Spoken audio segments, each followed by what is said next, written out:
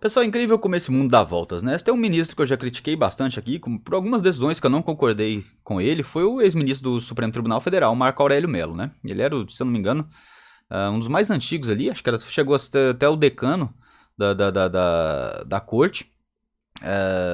Ele foi indicado na época, acho que pelo Collor ainda, era um dos ministros que estava ali há mais tempo, depois do Celso de Mello, né? E foi um dos ministros que o Bolsonaro substituiu, né? O André Mendonça entrou no lugar dele. Mas ele é uma pessoa que saiu de lá, e na época que ele estava lá, ele estava extremamente lúcido nos seus últimos 2, 3 anos de atuação. Ele criticou o inquérito inconstitucional das fake news, né? Foi ele que cunhou o termo, o apelido inquérito do fim do mundo, desmontou esse inquérito, mostrou que ele não tem a mínima condição de existir. Obviamente ele tem muito mais experiência, né, que o Toffoli e que o Alexandre de Moraes, que são os dois que criaram esse inquérito aí, colocaram ele para rodar e perseguir brasileiros que discordam deles. Falou com muita propriedade também sobre a prisão do Daniel Silveira, né, a forma como o Alexandre de Moraes estava conduzindo aquilo ali, né, e foi uma das pessoas que se mostrou contra a forma como a Operação Lava Jato estava sendo desmontada ali e acabou, obviamente, resultando não na absolvição, que o Lula não foi absolvido, mas na descondenação do Luiz Inácio Lula da Silva. Então, por todos os, digamos assim, todas as críticas que eu tenho dele, a gente também tem que saber reconhecer as coisas boas que ele fez, e no final ele foi uma pessoa ali extremamente correta, né? Ele tomou decisões muito corretas ali e que praticamente foi uma voz solitária ali dentro do Supremo Tribunal Federal, quando toda a instituição já havia se voltado contra o presidente Bolsonaro e agindo de verdade como um partido político. Ontem ele deu uma entrevista para a CNN, pessoal. Para começar, com entrevista para CNN você já sabe, né? Não pode esperar muita coisa. Mas aí ele desmontou os entrevistadores lá de uma forma que eu acho que eles não estavam esperando. Para começar, o título da chamada: a CNN, ex-STF Marco Aurélio diz que Bolsonaro não comete crime ao perdoar Silveira. Mas quem que é o idiota no Brasil que estava duvidando, achando que o Bolsonaro cometeria crime ao conceder a graça que é previsto na Constituição? Vocês entenderam como eles já elaboram a própria manchete de uma forma a atacar o presidente? Que agora o presidente está na defensiva, por algo que ele não deveria estar na defensiva, né? Tipo assim, Bolsonaro nega que tem espancado criança e não sei... Mas peraí, quem falou que ele espancou criança? Né? É a mesma coisa aqui. Marco Aurélio disse que Bolsonaro não comete crime, mas alguém precisou fazer essa pergunta? Mas vamos ver uma pergunta do analista aqui, que também não é lá essas coisas. E vejam a resposta do Marco Aurélio, como ela é lúcida. Vamos lá. Administrativa política relativamente ao decoro. Ministro, o nosso analista Caio Junqueira também tem uma pergunta para o senhor. Sim. Oi, ministro, bom dia. Ministro, o Supremo Tribunal Federal deve considerar a eventual reação do bolsonarismo à decisão jurídica que o Supremo precisa tomar sobre esse indulto? Quê? Que pergunta idiota que é essa, meu filho? O Supremo Tribunal Federal deve considerar a reação do bolsonarismo? Ah, pelo amor de Deus, gente. Isso aqui é analista. Ah, não dou conta, não.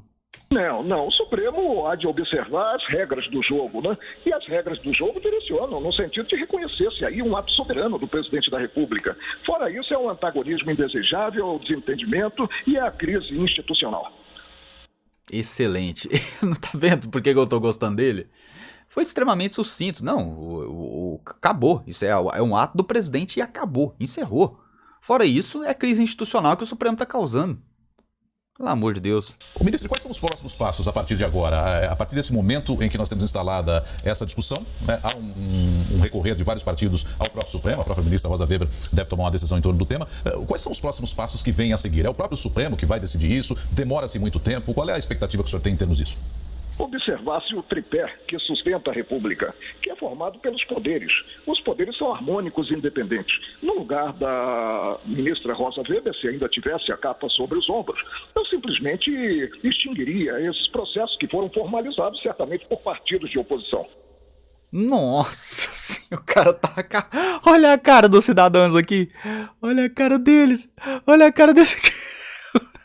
Os caras nunca que ele tava esperando isso, porque estão naquela bolha da CNN ali de atacar o presidente a qualquer custo, né?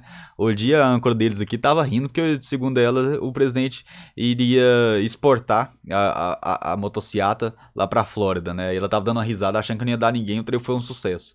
Enfim, a CNN vive nessa bolha aqui de ódio ao Bolsonaro, é só assim que eles conseguem fazer jornalismo. Mas a gente vê a cara do pessoal aqui que eles realmente não estavam esperando essas respostas de jeito nenhum. Vamos ver qual que é a próxima aqui, se foi boa ou não foi. Mas só acredita que essa será a conduta do Supremo? Eu presumo que normalmente ocorre, julgo os outros por mim. Muito embora às vezes não me dê bem quanto a isso, né? O normal seria realmente a extinção do processo, como deveria ter sido extinto o processo crime contra o deputado Daniel Silveira, assentando-se a inviolabilidade quanto a palavras e opiniões. Ministro, Aqui, nossa, o Marco Aurélio tava on fire aqui nesse dia, hein? Pelo amor de Deus. Eles insistem, se o senhor acha que vai ser, olha, o correto seria isso, né? Mas a gente sabe muito bem que o Supremo Tribunal Federal hoje em dia não faz o correto, eles fazem, basicamente, que pode prejudicar o presidente. Mais uma vez ele cita o artigo 53 da Constituição aqui, falando que desde o começo esse processo nem deveria ter existido, né? Porque o artigo 53 da Constituição prevê que todos os deputados são invioláveis por quaisquer votos, palavras ou opiniões emitidas em decorrência do mandato, em decorrer do mandato. em 2019, o senhor participou do julgamento com relação ao indulto de Natal concedido pelo então presidente Michel Temer. Há semelhança entre os casos agora?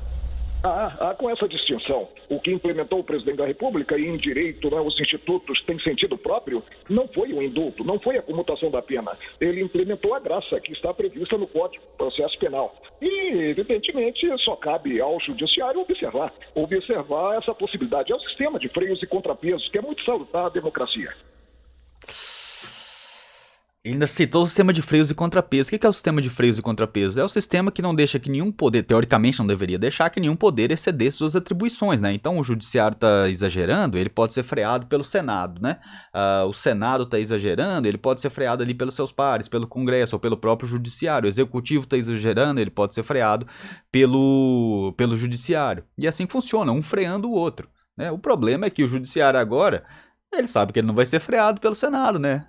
Convenhamos, Pacheco vai fazer alguma coisa, pessoal? O Columbre ia fazer alguma coisa? Não vai, os caras estão ali a serviço. Né? Os caras estão ali para carimbar, são despachantes do STF. O STF, basicamente, hoje em dia, virou um despachante dos partidos de esquerda, né? Como o Marco Aurélio falou aqui, são partidos de oposição indo lá encher o saco. E a Rosa Weber deveria anular essas ações que estão contra o presidente. Caio Junqueira, tem mais uma pergunta, Caio? Ministro, eu queria insistir, na sua avaliação, o Supremo Tribunal Federal vai fazer um cálculo político para essa decisão jurídica? O cara quer insistir no cálculo político. Eu quero até ver qual foi a resposta do Marco Aurélio aqui, vamos lá. Precisa ser tomada, porque eventualmente pode ter uma contra-reação do Palácio do Planalto, do bolsonarismo e quem sabe até das Forças Armadas. Ele precisa calcular politicamente os seus passos nesse julgamento? Não, em direito, o meio justifica o fim. O Supremo não pode atuar nesse caso, né? Agora, a única política a qual está engajado o Supremo é a política institucional. E ele é, acima de tudo, o defensor, o guarda da Constituição Federal. Que ele proceda dessa forma. E não entre na seara política propriamente dita. Que a motivação da decisão não seja uma motivação de revanche, de antagonismo. Ministro, o senhor já declarou aqui que é uma prerrogativa do presidente, que é absolutamente constitucional, na sua visão, nesse momento. Mas para nós que somos leigos na matéria, é necessário ter motivações para a concessão de um perdão? O que é que se leva em conta? O perdão em si, considerado a graça, né, geralmente não se impõe requisitos a serem atendidos, já que a graça é dirigida a um certo cidadão. Quando se tem um indulto, como o indulto natal, aí você prevê, você aponta como beneficiários aqueles que tenham cometido crimes de menor gravidade, que já tenham cumprido parte da pena, ou então que estejam em um estado de saúde, né, que não recomende a permanência na penitenciária. Né? É isso que se faz. Nós precisamos, mais do que nunca, tirar o pé do acelerador. E eu vejo a turma com o pé no acelerador, não só da parte do presidente, como também da parte do Supremo, considerada a atuação principalmente do ministro Alexandre de Moraes, que virá presidir as eleições. Ele assume a presidência do TSE, se não me falha a memória, em setembro, antes das eleições, portanto. E o presidente do TSE, ele é muito mais ouvido do que o presidente Supremo, porque no presidente Supremo nós temos iguais lá, não. Nós temos 3 integrantes do Supremo, temos 2 do STJ e 2 advogados que são escolhidos pelo Supremo. Por isso é que eu digo que a voz do presidente do TSE é uma voz muito relevante. Que ele seja comedido nos atos que venha a tomar ou atos que venha a preconizar. Excelente. Aqui ele dá um puxão de orelha no Alexandre de Moraes, né? Que ele fala, ó, a pessoa se excedendo, ele até fala, a pessoa se excedendo no governo também, eu não concordo, não acho que o Bolsonaro tá mais reagindo do que se excedendo, né? E ele mesmo admite isso aqui, mas eu acho que até para fazer um balanço educado ali, o Marco Aurélio sempre foi muito comedido nas palavras, até pra fazer um balanço educado, ele meio que colocou as partes ali iguais, mas ele reconhece que o grande problema aqui é o Alexandre de Moraes, né? Tanto que ele falou, agora vai ser presidente do TSE. E voltando na questão anterior, né, a pergunta do cara que mais uma vez insistiu nessa tese, a política é o bolsonarista, porque ele tá tentando colocar os bolsonaristas como golpistas, as Forças Armadas vão atuar, não sei o quê. O Marco Aurélio falou, olha, isso aí é irrelevante, o que vai acontecer? O negócio é que o STF não pode atuar como partido político. A parte política do STF é a política institucional. Qual que é a política institucional do STF? É proteger a Constituição. O que está escrito na Constituição? Que a graça cabe ao presidente da República e acabou. Acabou. É isso que o Marco Aurélio está falando aqui. E mais uma vez, dando aquele puxão de orelha no Moraes, né? Não, excelente. Vamos terminar aqui, que eu acho que fechou com chave de ouro, se eu não me engano. Vamos lá. Ministro Marco Aurélio Mello, ministro aposentado do Supremo, muito obrigado pelo bate-papo aqui neste domingo na CNN. Uma satisfação enorme, aposentado, mas não inativo. Não estou advogando propriamente dito, mas estou emitindo pareceres. Excelente. Obrigado. Nossa. O cara tentou dar uma tiradinha dele, né? Ministro aposentado do Supremo. Ele é aposentado, mas não inativo, né? Não estou advogando, mas estou emitindo pareceres. E parabéns ao Marco Aurélio Mello, né? Já discordei bastante dele aqui. De várias decisões dele, mas a defesa que ele tem feito aqui da Constituição, dos valores democráticos e principalmente colocando o dedo na ferida e mostrando com todas as letras que o STF, principalmente na figura do Alexandre de Moraes, hoje em dia está atuando praticamente como um partido político anti-bolsonarista, está tomando suas decisões baseadas no revanchismo, no ódio praticamente ao Bolsonaro, e ele tá deixando isso claro, né? Até fala pro Marco Aurélio aí, cuidado, viu, meu querido, porque às vezes você entra no inquérito das fake news também, você sabe como esse pessoal funciona, né? Tem muita gente aí no inquérito das fake news só por ter criticado um poderoso aí que não poderia ter sido criticado. Ai, mas é esse o Brasil que a gente vive, né, pessoal? A gente não pode desistir dele, não. Grande abraço a quem acompanhou, curta, se inscreva, compartilhe, ative o sininho das notificações, me siga nas redes sociais aqui embaixo, principalmente nosso canal Telegram já tá ativo, tá aí, ó, canal Fred, me siga aí no Instagram, no Twitter e mande esses vídeos para sua família. Grande abraço, pessoal. Fique com Deus e até o próximo vídeo.